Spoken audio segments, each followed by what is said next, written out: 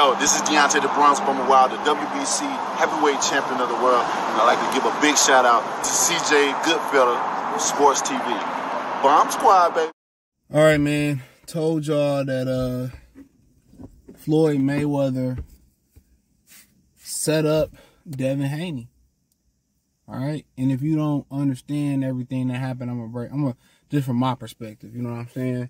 And what happened was this. One, they was already mad at Devin for not signing with PBC and Mayweather, which other fighters have chose not to do in that gym. I mean, if y'all ever watched 24/7, remember Cashflow Diaz? He signed with Top Rank a couple years ago. I think he fighting down there at 120 something.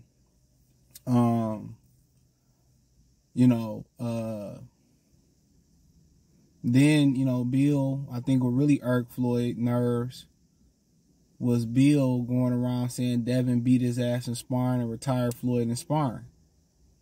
And Floyd in their interaction, he didn't deny that. Rest in peace to Omar Henry. You heard some Omar Henry give him some good work in camp. There was rumors that Zab Judah knocked him out for the Manny Pacquiao camp, was just rumors. I mean, obviously the Errol Spence rumor as well, too. I mean, I know people that was there for that. And he kicked Errol out the gym, and he seemed to have somewhat of a vendetta against that. Errol never went around here like Bill was, talking that he beat Floyd ass in sparring. But when Terrence was getting down on Floyd, when Terrence was getting down on Errol Spence, Floyd was in the crowd laughing, giggling and sniggling and shit. So when people talk about narcissists, that's Floyd Mayweather, bro. When you was good as he is, I mean, shit, you damn near, your right to be so. But when Bill running around there talking about the sparring and how Devin did Floyd in sparring, that bothered Floyd. So Floyd went out his way because he already had two reasons, to get at Devin. One, you didn't sign with me, and if you look at the breakdown, his dad said they decided to go be a boss. And other fighters in that gym chose not to sign with you as well, too. Just saying. But you got to respect it. You tried to sign Mikey Garcia. He chose not to. You tried to sign Andre Ward. He chose not to. So, you can't. And he got mad when Andre Ward didn't sign to him and started talking about how Virgil Hunter never fought. So he do shit like that. And, like I said, when you got as much money as him, he not used to, people telling him no or turning him down or saying no. Shakur did the same thing. He was like, nah, this ain't for me. But I tell y'all, when you do business with black people, bro, especially these niggas or some of these black males, when you do business with them, they can't separate the business and the personal feelings. You got to talk about it. Mickey Bay allegedly got into it with DeJuan Blake, his cousin, right? Whatever, I forget what they got into it over. Probably a bitch or some money. So then DeJuan allegedly had Floyd Mayweather shelf Mickey Bay's whole career over them getting into it. Come on, why would you fuck up? If you was manager, allegedly, why would you fuck the money up like that? So when you usually dealing with these niggas and these black males, they can't separate the business. Listen to me. They can't separate the business. They can't separate the business from personal feelings. So, even though y'all can say, well, after he signed, he was helping Devin Haney out in the gym. The devil do good work too, though. The devil do some good so he can do major bad. Don't forget it. Don't forget it. The devil do good, do bad too. I mean, he do good too. Real spill. And when people say, "Oh, you just got a conspiracy theory about what's going on," and Ryan Garcia said he came out publicly and provided all the sauce. He said, "Hey, Floyd called me so I should fight Rolly first." He walked away from negotiations and they was almost done. He even said, "Hey, Devin didn't give me no problem in negotiations." He even came back and Devin, you know, kept going with the fight. He acted crazy. Devin kept going with the fight. Ticket sales flew off the shelves at first. Then Ryan started to turn crazy. The ticket sales started slowing down. You had the sparring footage. Devin, you know, Ryan was like, I seen the footage. You know, I didn't think it was really shit. Floyd gave me the footage. Devin was like, man, Floyd wouldn't do it like do me like that. That's being young and naive. Probably not even a day later, maybe 2 days later, Ryan leaked the footage out on social media of him sparring with Tank. You know, then Devin came out like he was always a hater and this, that, and the third, and he come in overweight. He told Tank, drain that motherfucker. And put a rehydration clause on him. He told Ryan Garcia, man, come in overweight. Fuck Floyd. Fuck Devin Haney. Fuck his daddy. No Diddy. You know? Just come in there and beat him. We just need you to beat him. He fucking up business for Tank.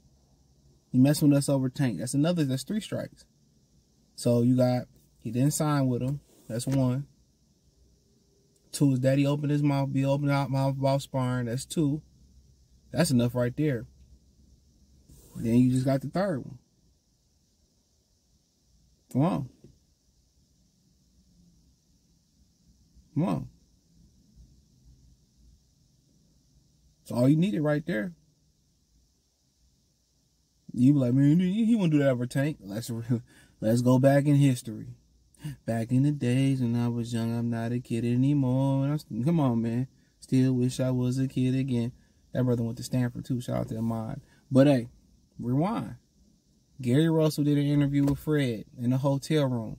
He said, this nigga, he wasn't lying. He said, Floyd called me up and told me to stop picking on Tank. Stop picking on one of your peers. You making Tank look bad. Ask Fred to post the interview. Interview on his channel. Put Gary Russell Barbershop Conversations in. So if you don't believe me, go look at the interview. Anybody you know who's seen it? He called Gary Russell, said, stop calling out Tank. Stop picking on Tank. You making him look bad. So he had every motivation to go against Devin Haney. And don't forget, when he was training Devin Haney and Tank got jealous, right? Even though Tank ain't with Mayweather no more, still the PBC umbrella, right? He said, they ain't gonna never fight. So me helping Devin ain't gonna matter. They ain't gonna never fight. He said that. He said that. So when we start dissecting these things, you know, start talking about these things, that was his motivation. You know? And before you forget how shitty of a person that man is, don't forget he said that black people didn't even help him get to where he was at. He said the black dollar didn't help him get to where he was at. Oh, if you forgot to, or if you didn't know, go ahead and ask somebody. You didn't know? Don't forget he went to the Clipper game, eating nachos, sniggling and giggling like when Crawford was getting down on Earl. He was sniggling and giggling after his homie deleted his wife because Mayweather allegedly slept with his wife. He called Mayweather, you did this to my wife? And Mayweather came clean. He unalived himself and unalived his wife. Then Mayweather went to the Clipper game the same day. Not the Laker game. The Clipper game. Not the Warriors game. Not the Knicks game. He went to the Clippers game the same day, was sniggling and giggling and eating tacos and nachos. If you want to know what type of ninja he is. And it was like, he said, well, yeah, I cried. And man, nigga, look here, man. Which I'm not, y'all already know I'm an advocate for this. I don't want none of my homeboys' girlfriends, wives, baby mama. I don't even look at them. If you ain't got a code as a man, and you will do any and everything, them type of dudes you keep far away from me. Keep far away from me. Right? Like some people get off by sleeping with their homeboys and niggas they know girl. For what do you get out of it? Nothing. Nah, if he owe you some money, you know, you on that Plies shit. That song, Old Lady by Plies. Okay, cool. Niggas don't owe me some money. It's all gravy. I'ma fuck his old lady. Okay, cool. You on that? Hey, man, hey. But just for the sake of sakes, too many other women to be running behind another dude. Especially a dude that you know. All right? You got all this money. You got all these women around you. And you slept with your man, allegedly slept with your man's wife. And he did the unthinkable. He did the supreme crash out. You probably shed a tear or two and went to the Clipper game. Come on. And you say you undefeated in life, my ninja? Nigga, that's worth 50 L's. That's worth 50 L's, my nigga. That's worth 50 trillion L's. Niggas like that don't get us no steak, no rice, no water from me. Wouldn't piss on fire to put you out.